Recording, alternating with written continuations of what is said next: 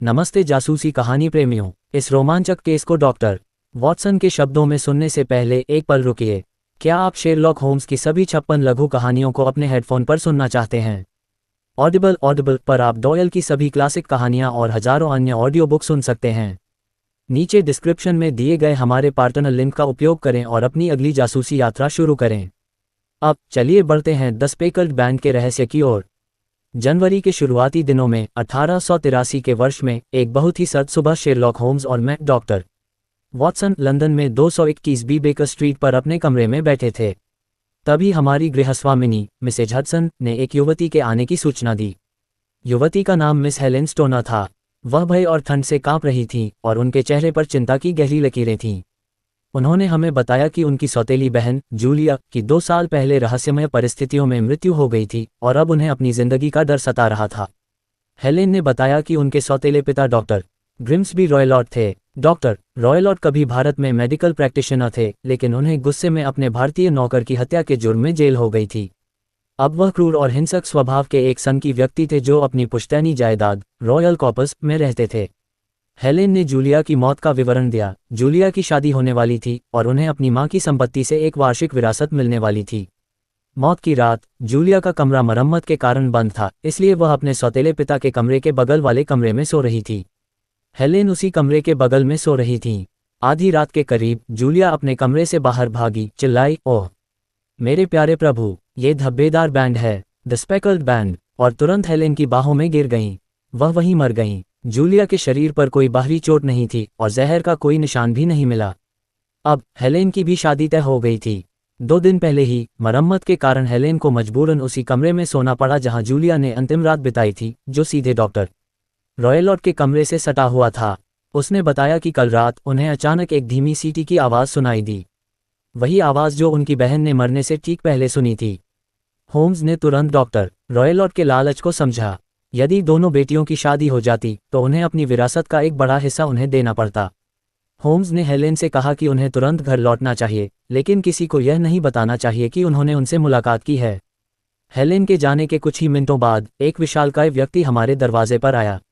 वह कोई और नहीं बल्कि डॉक्टर ग्रिम्सबी रॉयलॉट थे। डॉक्टर रॉयलॉट एक लंबा चौड़ा भयंकर आदमी था जिसकी मोटी भौहें और गुस्से वाली आंखें थीं। वह हाथ में एक सवारी की चाबुक लिए हुए था। उसने होम्स को धमकी दी कि वह उसके निजी मामलों में दखल देना बंद कर दे और फिर अपने मजबूत हाथों से चिमनी में रखी लोहे की छड़ को मोड़ दिया। होम्स ने शांति से कहा, मैं भी 2 लोगों की तरह 2 का काम कर सकता हूं। और देखो, तुम उस छड़ को सीधा नहीं कर सकते। डॉक्टर रॉयलॉट चिल्लाता हुआ चला गया। होम्स शांत रहे, लेकिन उनके चेहरे पर एक दृढ़ संकल्प था। उन्होंने वॉटसन से कहा, यह आदमी खतरनाक है, हमें सावधानी से काम लेना होगा। दोपहर में होम्स और वॉटसन रॉयल कॉर्पस एस्टेट पहुंचे। उन्होंने हेलेन के साथ मिलकर दोनों कमरों का निरीक्षण किया।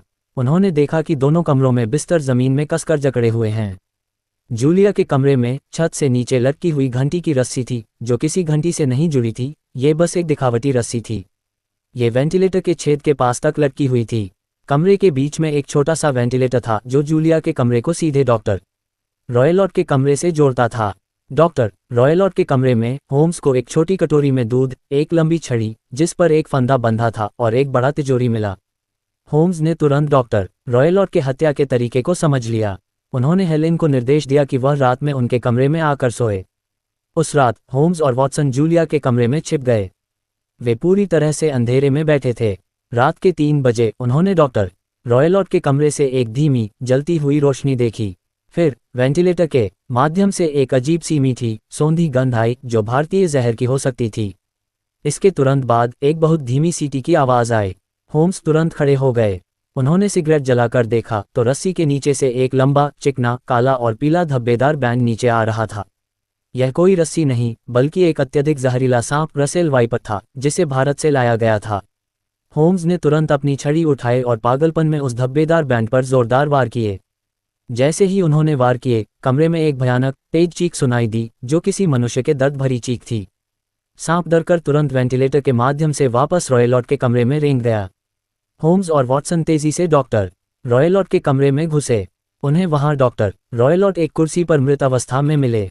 उनके माथे के चारों ओर एक पीला और भूरा धब्बेदार सांप लिपटा हुआ था जिसने उन्हें डस लिया था। होम्स ने कहा, जूलिया का धब्बेदार बैंड यही था। डॉक्टर रॉयलॉट ने अपनी बेटियों की शादी को रोकने के लिए सांप को वेंटिलेटर के माध्यम से कमरे में भेजा था और सीटी बजाकर उसे वापस बुलाया था। होम्स के वार से डरकर सांप वापस रॉयलॉट पर ही हमला कर देता है। होम्स ने निष्कर्ष निकाला, हमने केवल एक हत्या के प्रयास को विफल किया। वह सांप जो हत्यारा था अंततः न्याय के लिए एक साधन बन गया। डॉक्टर रॉयलॉट अपने ही बनाए जाल में फंस गए। वॉटसन ने राहत की सांस ली। ये केस एक बार फिर साबित करता है कि जब आप असंभव को हटा देते हैं तो जो कुछ भी बचता है, चाहे वह कितना भी अविश्वसनीय क्यों न हो, वही सत्य होना चाहिए। और इस तरह द स्पेकल्ड बैंड का रहस्य सुलझा। हमें उम्मीद है कि आपको शेरलॉक होम्स की यह कहानी सुनकर मजा आया होगा। अगर आप अपनी अगली यात्रा, व्यायाम या फुर्सत के समय में ऐसी ही और रोमांचक कहानियां सुनना चाहते हैं तो ऑडिबल पर जरूर जाएं। हमने आपके लिए डिस्क्रिप्शन में अपना पार्टनर लिंक दिया है, उसका उपयोग करें और आज ही हजारों ऑडियो बुक के साथ अपना श्रवण अनुभव शुरू करें। सुनते रहिए और सुरक्षित रहिए।